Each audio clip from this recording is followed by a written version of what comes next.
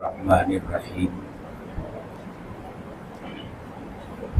الحمد للہ رب العالمین والصلاة والسلام علی سید المرسلین وعلی آلہ وصحبہ اجمعین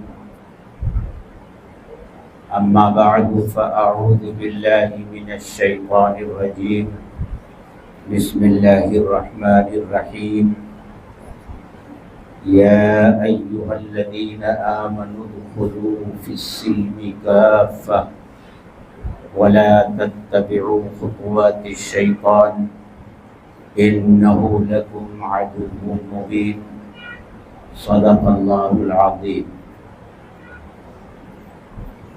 محترم بزرگوں اور دوستوں، یہ نکاح کی مبارک مجلس ہے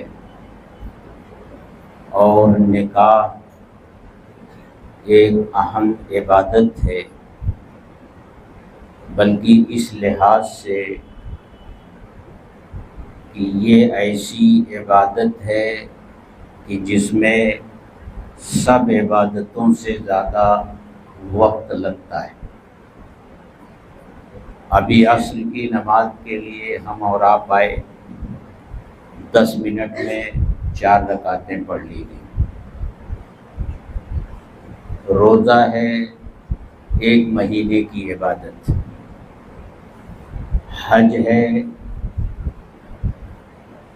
اگر اشہر حج کو شمار کر لیا جائے تو اشہر حج شوال، ذوالقعدہ، ذوالحجہ 3 مہینے پکڑ لیے جائیں، ورنہ تو وہ 4-5 دن کی عبادت ہے۔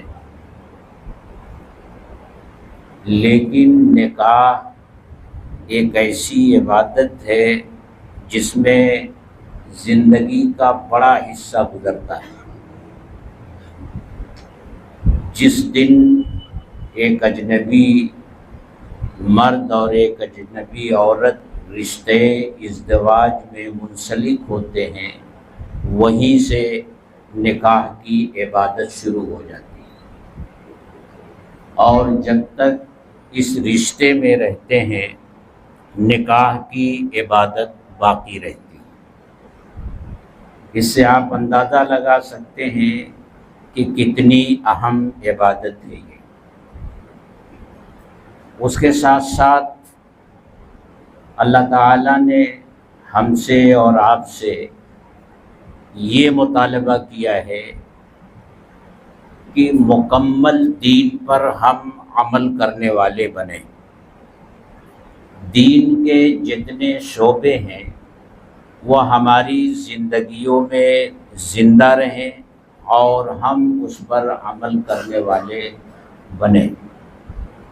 اللہ کو یہ بات ہرگز پسند نہیں ہے کہ ہم دین کے ایک حصے پر تو عمل کریں اور دوسرے حصے کو چھوڑ دیں۔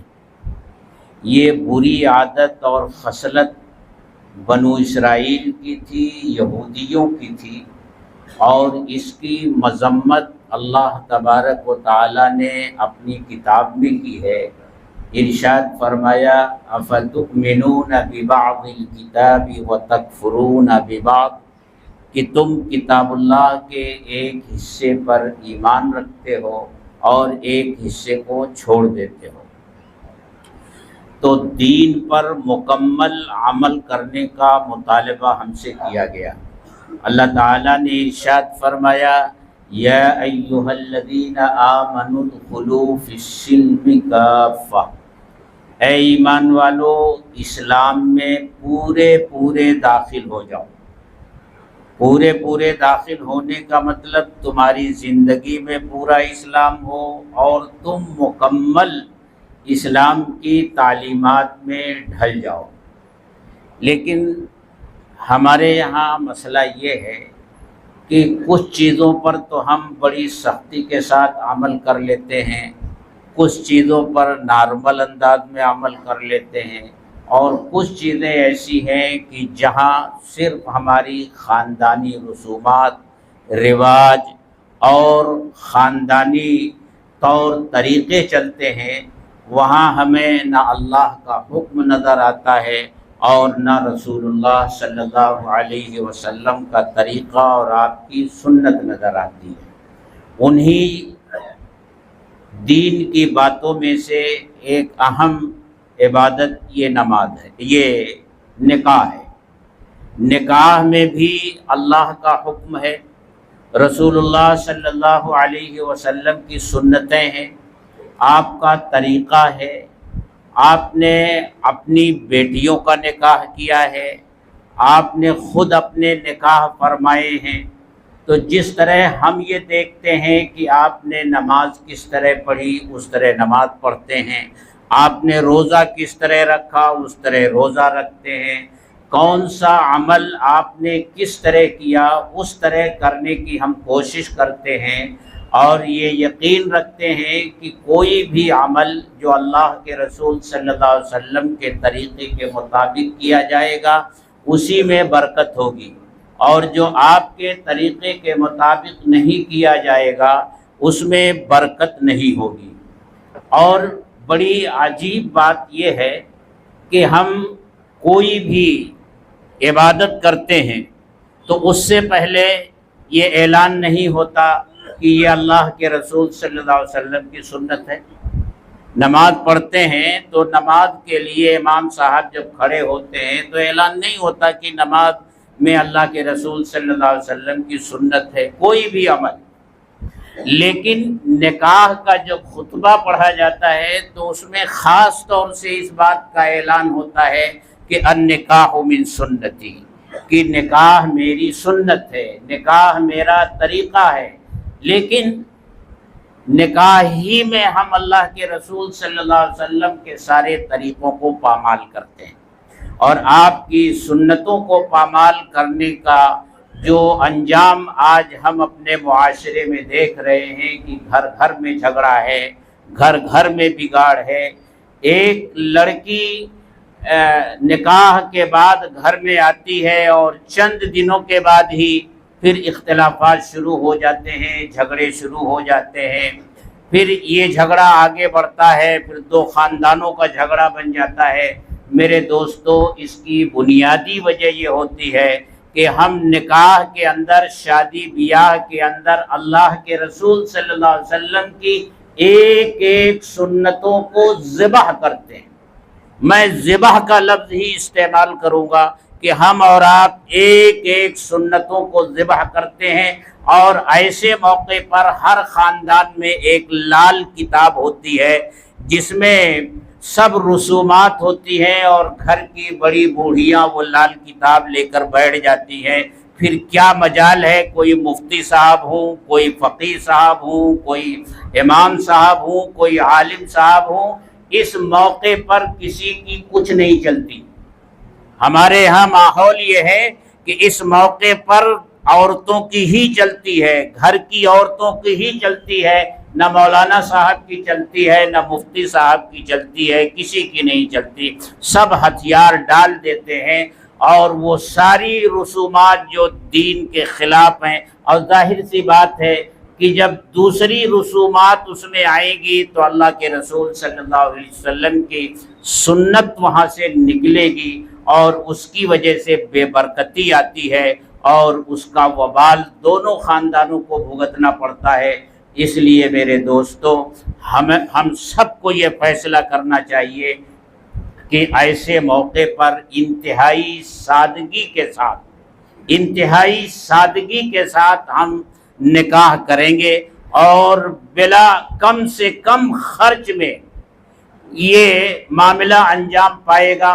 اللہ کے رسول صلی اللہ علیہ وسلم نے ارشاد فرمایا کہ برکت والا نکاح وہ ہے جس میں کم سے کم خرچ ہو۔ لیکن نکاح کو ہم نے اتنا مہنگا بنا دیا کہ غریب آدمی کے لیے تو یہ بہت مشکل ہو گیا، جس کی وجہ سے غریب کی بیٹی گھر میں بیٹھے بیٹھے اس کی عمر ڈھل جاتی ہے، اس کو رشتہ نہیں ملتا، اور امیر ہیں وہ تو بازار میں جا کر دولہا خرید ہی لیا کرتے ہیں، وہ تو بازار میں جا کر دولہا خرید لیا کرتے ہیں، اور دولہے تو اب بازاروں میں بکتے ہیں، باقاعدہ مول بھاؤ ہوتا ہے۔ یہ جہیز کیا ہے؟ یہ وہی مول بھاؤ کی رسم ہے جو ہمارے یہاں جاری ہو گئی ہے۔ اللہ ہم سب کی اس سے حفاظت فرمائے، دین پر چلنے کی توفیق عطا فرمائے۔ وآخر دعوانا الحمدللہ رب العالمین۔ بھئی گواہ حضرات بھی آ جائیں، ویسے تو پوری مجلس گواہ ہے، لیکن نکاح نامے میں جو گواہ لکھے ہوئے ہیں، ناصر علی صاحب اور محمد زبیر صاحب تشریف لے آئیں، مولانا فیاض صاحب آپ بھی تشریف لے آئیں۔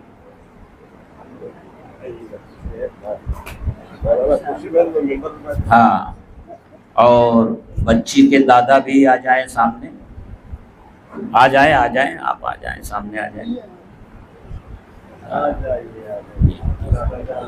دادا بھی ہیں، نانا بھی ہیں۔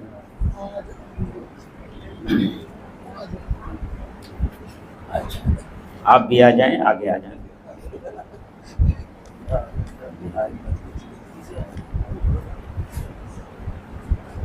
الحمدللہ نحمده ونستعینه ونستغفره ونؤمن به ونتوکل علیہ ونعوذ باللہ من شرور انفسنا ومن سیئات اعمالنا من يهده الله فلا مضل له ومن يضلل فلا هادي له وأشهد أن لا إله إلا الله وأشهد أن محمدا عبده ورسوله أما بعد فأعوذ بالله من الشيطان الرجيم بسم الله الرحمن الرحيم يا أيها الناس اتقوا ربكم الذي خلقكم من نفس واحدة وخلق منها زوجها وبث منهما رجالا كثيرا ونساء واتقوا الله الذي تساءلون به والأرحام إن الله كان عليكم رقيبا يا أيها الذين آمنوا اتقوا الله حق تقاته ولا تموتن إلا وأنتم مسلمون يا أيها الذين آمنوا اتقوا الله وقولوا قولا سديدا يصلح لكم أعمالكم ويغفر لكم ذنوبكم ومن يطع الله ورسوله فقد فاز فوزا عظيما صدق الله العظيم وقال النبي صلى الله عليه وسلم النكاح من سنتي وقال فمن رغب عن سنتي فليس مني او كما قال عليه الصلاة والسلام۔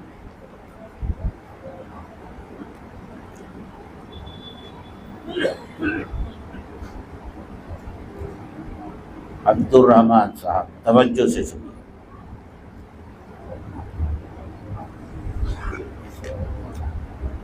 عائشہ بنت حفیظ اللہ کا نکاح آپ کے ساتھ بعوض مہر فاطمی مؤجل 1,50,000 روپے کیا، کیا آپ نے عائشہ بنت حفیظ اللہ کو اپنے نکاح میں قبول کیا؟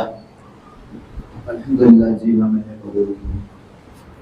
بارک اللہ لک ولکما وجمع بینکما بالخیر۔ الحمدللہ رب العالمین والصلاة والسلام علی سید المرسلین وعلی آلہ واصحابہ اجمعین۔ اے اللہ، ہم سب تیرے گنہگار بندے ہیں، ہمارے گناہوں کو معاف فرما، خطاؤں سے درگزر فرما، اپنی مرضیات پر چلنے کی توفیق عطا فرما، نامرضیات سے حفاظت فرما۔